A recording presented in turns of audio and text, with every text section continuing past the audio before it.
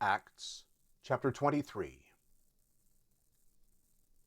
Paul, looking steadfastly at the council, said, "Brothers, I have lived before God in all good conscience until today."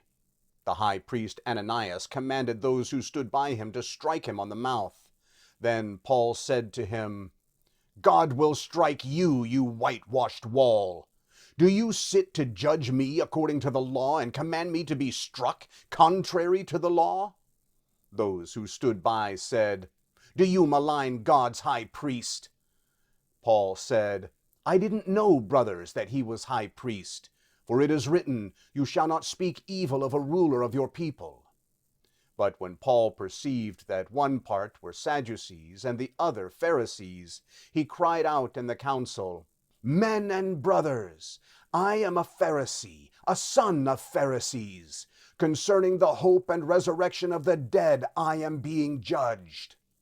When he had said this, an argument arose between the Pharisees and Sadducees, and the crowd was divided. For the Sadducees say that there is no resurrection, nor angel, nor spirit, but the Pharisees confess all of these. A great clamor arose, and some of the scribes of the Pharisees' part stood up and contended, saying, "We find no evil in this man. But if a spirit or angel has spoken to him, let's not fight against God." When a great argument arose, the commanding officer, fearing that Paul would be torn in pieces by them, commanded the soldiers to go down and take him by force from among them, and bring him into the barracks. The following night the Lord stood by him and said, "Cheer up, Paul, for as you have testified about me at Jerusalem, so you must also testify at Rome."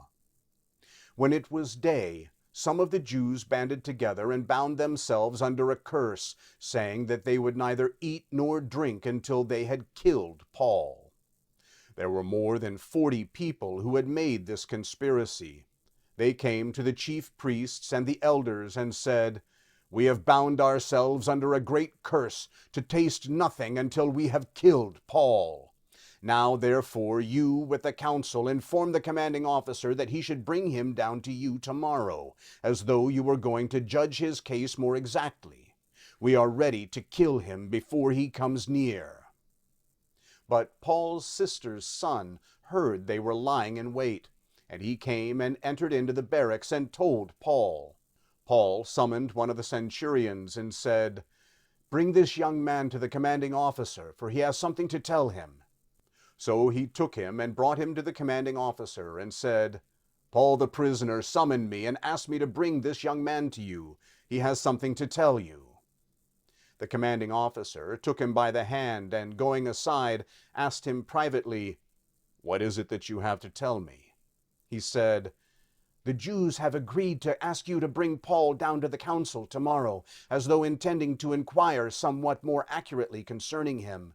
Therefore don't yield to them, for more than 40 men lie in wait for him, who have bound themselves under a curse, neither to eat nor drink until they have killed him. Now they are ready, looking for the promise from you." So the commanding officer let the young man go, charging him, "Tell no one that you have revealed these things to me." He called to himself 2 of the centurions and said, "Prepare 200 soldiers to go as far as Caesarea, with 70 horsemen and 200 men armed with spears, at the 3rd hour of the night." He asked them to provide mounts, that they might set Paul on one, and bring him safely to Felix the governor. He wrote a letter like this: "Claudius Lysias, to the most excellent governor Felix, greetings. This man was seized by the Jews and was about to be killed by them when I came with soldiers and rescued him, having learned that he was a Roman. Desiring to know the cause why they accused him, I brought him down to their council. I found him to be accused about questions of their law, but not to be charged with anything worthy of death or imprisonment. When I was told that the Jews lay in wait for the man, I sent him to you immediately, charging his accusers also to bring their accusations against him before you. Farewell." So the soldiers, carrying out their orders, took Paul and brought him by night to Antipatris. But on the next day they left the horsemen to go with him, and returned to the barracks.